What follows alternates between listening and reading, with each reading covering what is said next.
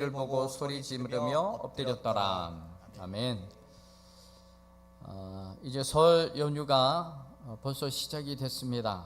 또 우리 사회인들은 어제부터 해서 또 이번 주 목요일까지 또 휴가를 낸 사람들은 5월차 휴가 낸 사람들은 또 수요일 주일까지 거의 한 열흘 정도를 휴가를 가거나 또 해외에 나가시는 분들이 또 계십니다.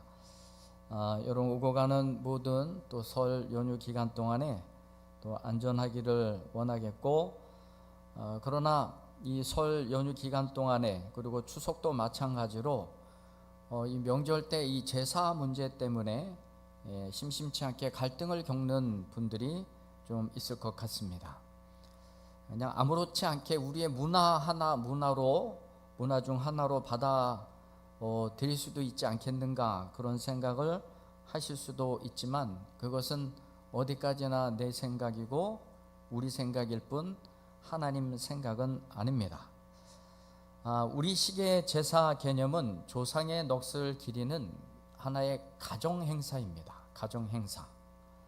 우리 조상을 기리는 거 나쁠 것이 없지만 거기에 담겨져 있는 사상이나 또 방법이나 신앙적 측면에서는 우리 기독교와 상당한 차이를 보일 수밖에 없습니다. 우리 추도 예배를 드릴 때는 우리가 그 대상인 우리 조상을 기억하고 생각하기보다도 그 대상과 우리가 추도하고자 하는 그분 때문에 갖게 되었던 여러 가지 신앙의 추억들과 또 가족을 허락해 주신 그 하나님을 향하여 우리는 감사와 찬송과 영광을 돌립니다. 그러니까 우리는 모든 예배의 목적은 하나님이에요.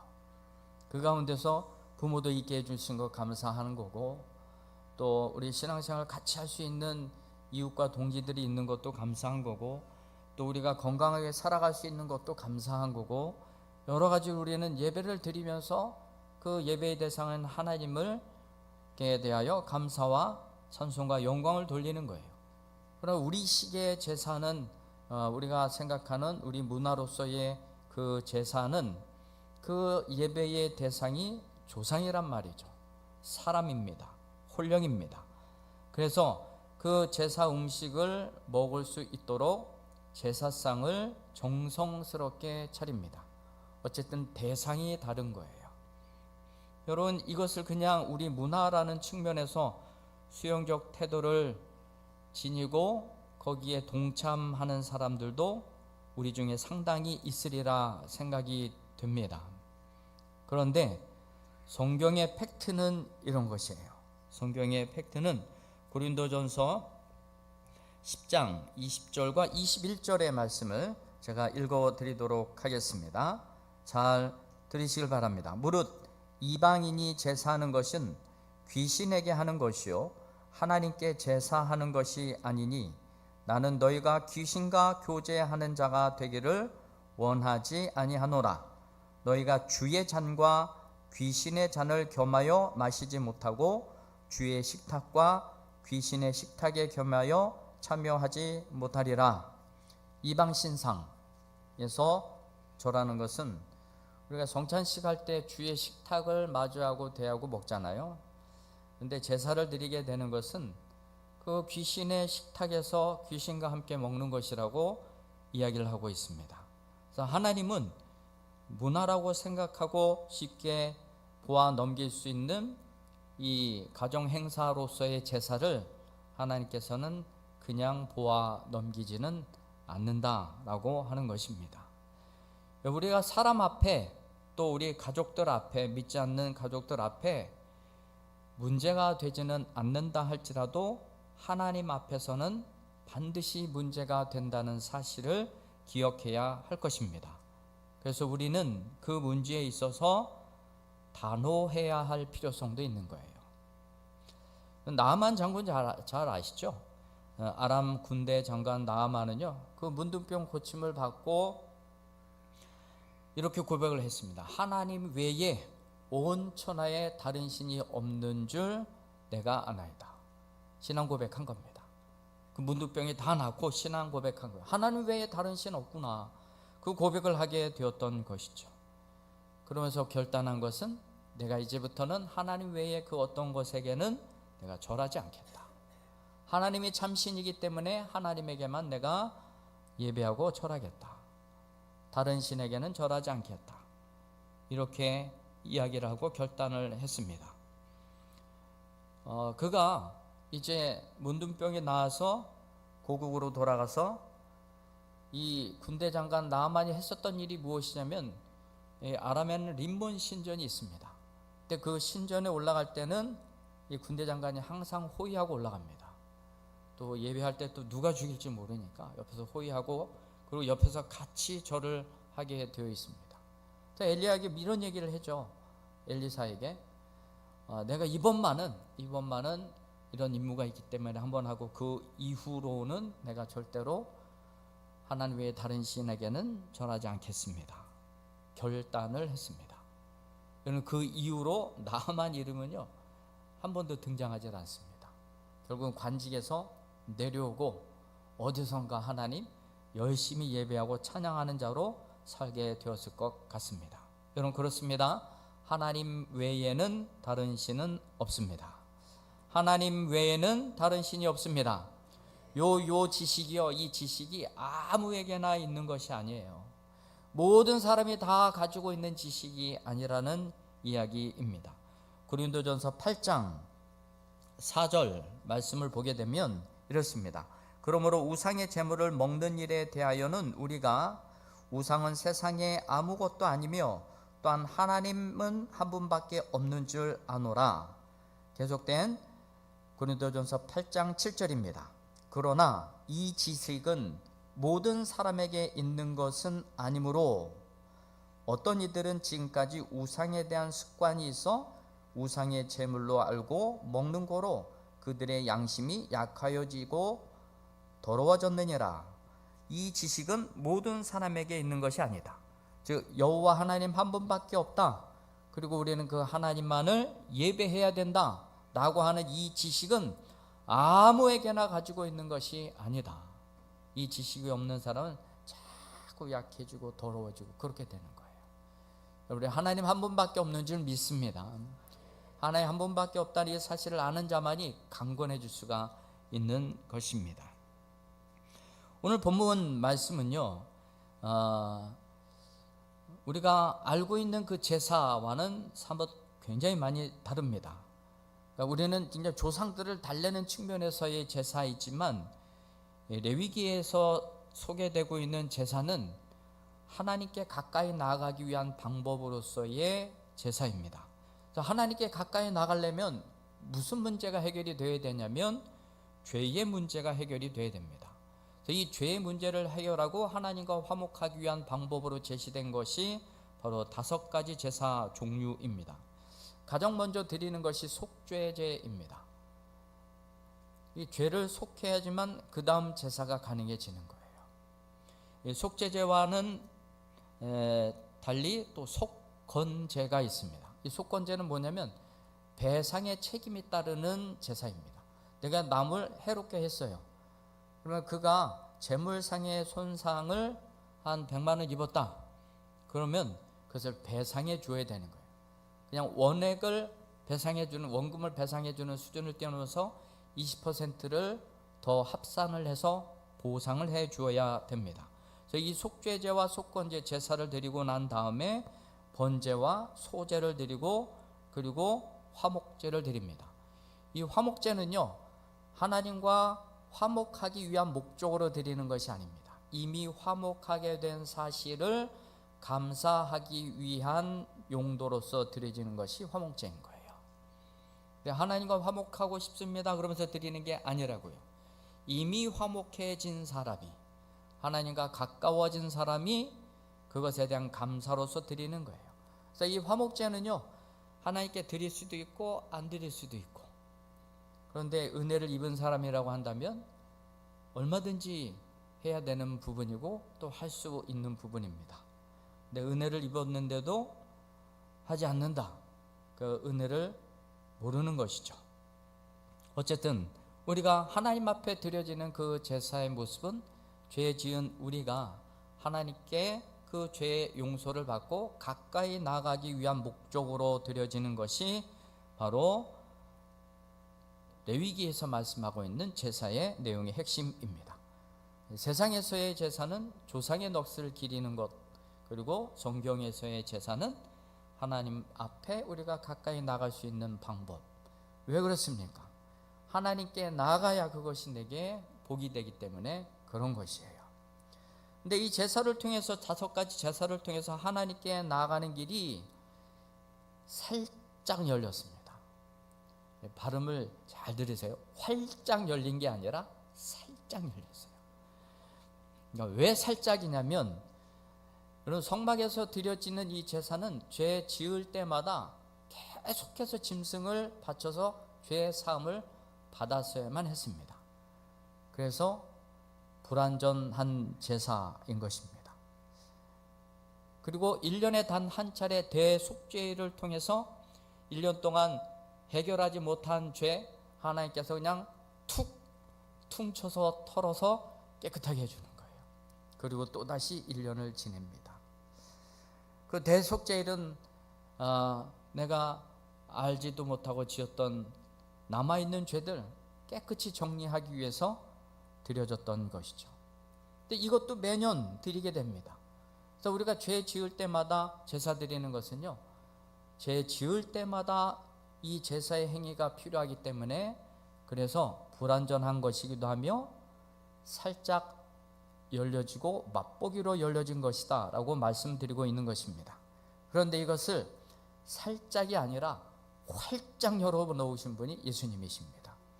예수님은 십자가에서 영단번의 제사를 통하여서 이제 다시는 우리가 제사를 드리지 않아도 하나님께 나아갈 수 있는 길이 영원토록 단번에 드려진 그 육신의 제사를 통해서 활짝 열려졌다는 것입니다. 히브리서 9장 12절 말씀입니다. 염소와 송아지의 피로 하지 아니하고 오직 자기의 피로 영원한 속죄를 이루사 단번에 성소에 들어가셨느니라. 예수님은요, 한 번은 그 다음에 2번도 이어질 수가 있는데, 예수님은 그냥 단번에 끝나셨어요. 더 이상 손댈 것이 없도록 아주 깔끔하게 단번에 해결을 하셨습니다. 그리고 예수님께서는 십자가에서 죽으시고 부활 승천하셔서 그 이후에 약속하신 성령의 불이 임하게 되었고, 하늘로 올라가는 물이 우리에게 활짝 열려졌습니다. 이 사역을 예수님께서는 영단번의 제사로 친히 제물이 되셔서 이 사역을 완전하게 이루셨습니다. 그래서 그 전에 레위기에 소개되었던 모든 제사를 다 폐하여 버린 겁니다. 불완전하였던 것, 그리고 살짝 열려졌던 것 다 폐하고, 이제는 하나님께서 영단번의 제사를 통하여서 영원토록 다시는 제사를 드리지 않아도 믿으면 그 믿음의 효력으로 말미암아 천국에 갈 수 있는 길, 그리고 그 믿음으로 말미암아 하나님께로 가까이 나갈 수 있는 길을 영원토록 열어 놓으셨다는 것입니다. 제사는 폐하여졌지만 그러나 제사의 정신은 그대로 살아남아 있습니다. 여러분, 레위기의 5가지 제사는 폐하여졌습니다. 그러나 그 제사의 정신만은 지금도 살아 있습니다. 제사의 정신 2가지만 말씀드립니다. 첫 번째는요, 거룩함입니다. 레위기의 핵심 주제가 바로 거룩함이에요. 그래, 하나님 앞에 예배 드릴 때 거룩함이 깨어져서는 안 돼요. 거룩함의 또 다른 말은 두려움입니다.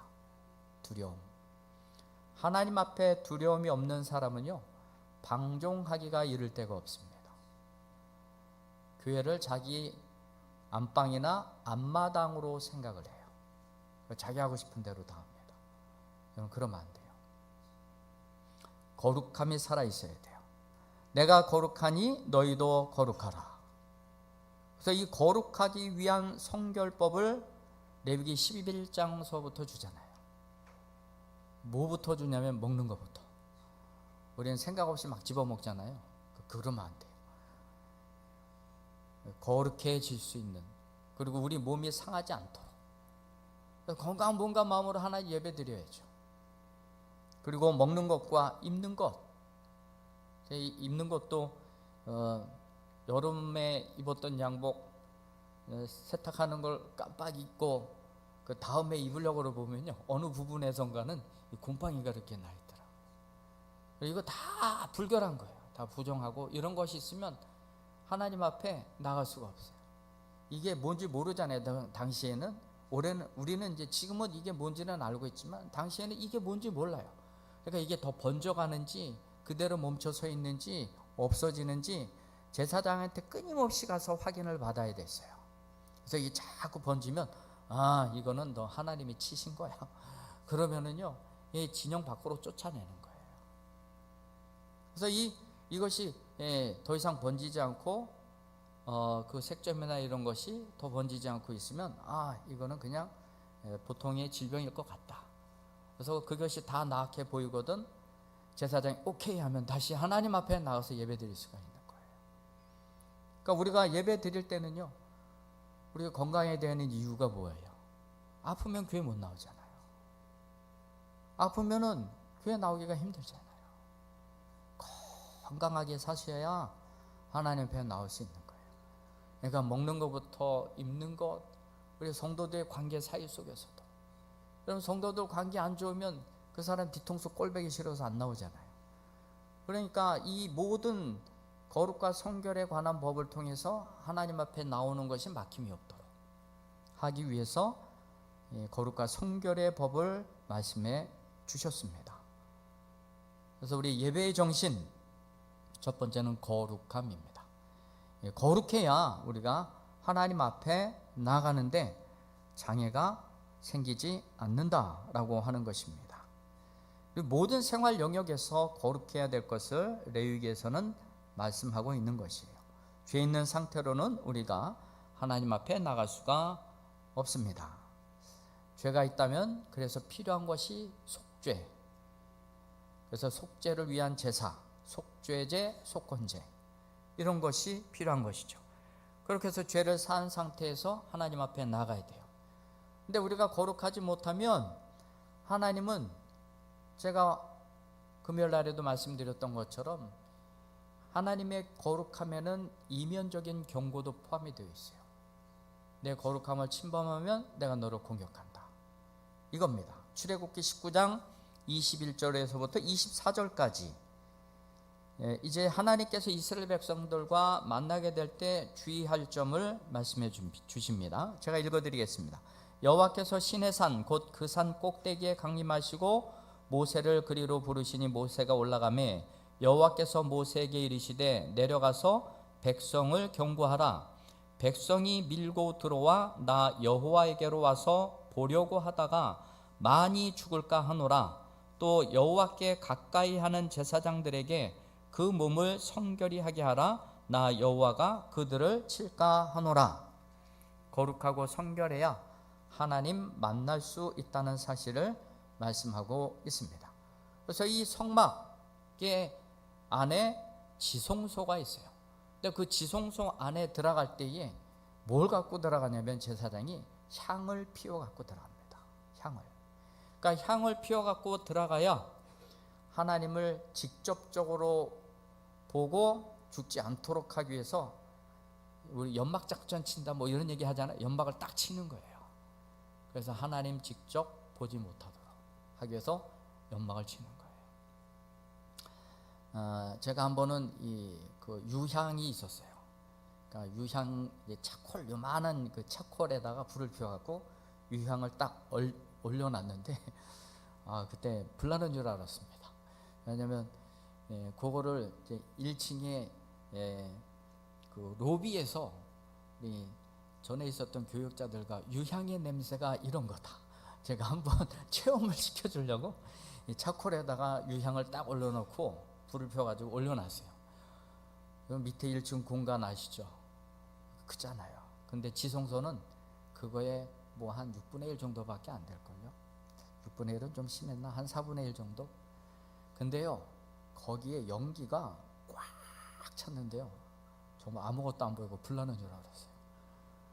그냥 홀랑 꺼버렸습니다. 여러분, 우리가 이렇게 조심을 해야만 살아남을 수가 있었던 거예요, 당시에는. 근데 그 거룩함을 우리가 어떻게 입었습니까? 예수 그리스도를 통해서 거룩함을 입었어요. 우리 모든 예배를 통해서 우리가 해야 될 것이 무엇이냐면 하나님의 거룩함을 해쳐서는 안 됩니다. 하나님의 거룩함을 해치는 자는 하나님의 곧장 공격이 들어온다는 사실이죠. 또 한 가지는요, 우리가 예배 드릴 때, 제사 드릴 때 살아있는 또 하나의 정신은 우리 모든 예배는 하나님께 하나님이 기쁘시게 받도록 드려져야 되는 거예요. 하나님 예배할 때 기쁘십니까? 대답을 안 하시는군요. 하나님이 기쁘시도록 우리는 예배해야 되는 거예요. 레위기 1장 3절에 여호와 앞에 기쁘시게 받으시도록 드릴지니라. 그러니까 하나님이 기뻐 받으시면 나도 기쁜 거예요. 여러분들이 뭐 이렇게 설에 선물도 주고받고 하실 텐데, 내가 준 선물을 상대방이 기뻐하면 나도 기뻐요.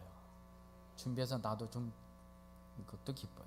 근데 내가 기껏 선물 딱 드렸는데 뭐 이게 뭐야 뭐 이런 식으로 표정이 딱 나오면은 이게 드린 사람도 멋쩍어지잖아요, 이거 굉장히. 그래서 우리 모든 예배는 하나님이 기쁘시게 받으시도록, 하나님이 기뻐하면 나도 기쁜 거예요. 여러분, 지금 나의 모습은 어떻습니까? 나의 모습, 내가 드려지는 이 예배 하나님이 기뻐 받으실 수 있는 상태인가?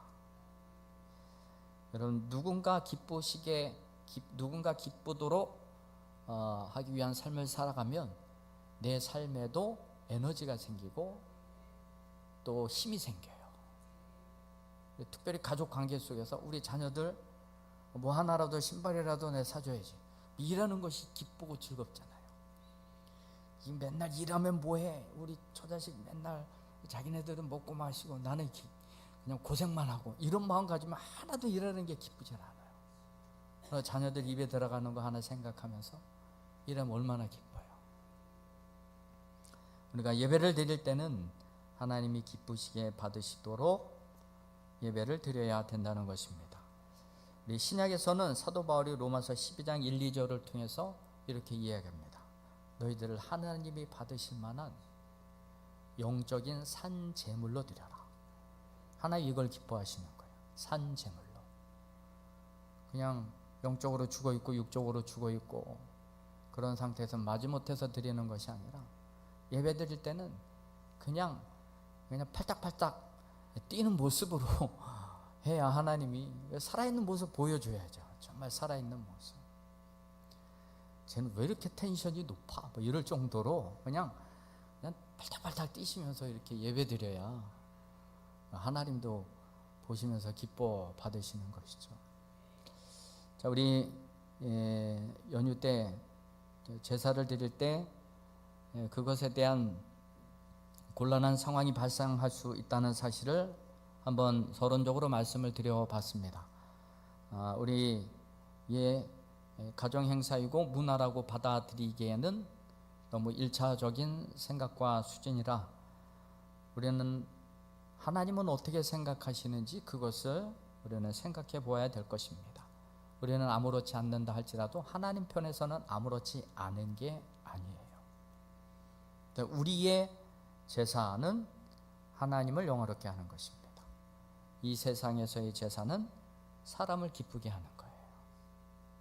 사람의 영혼을 달래는 것입니다.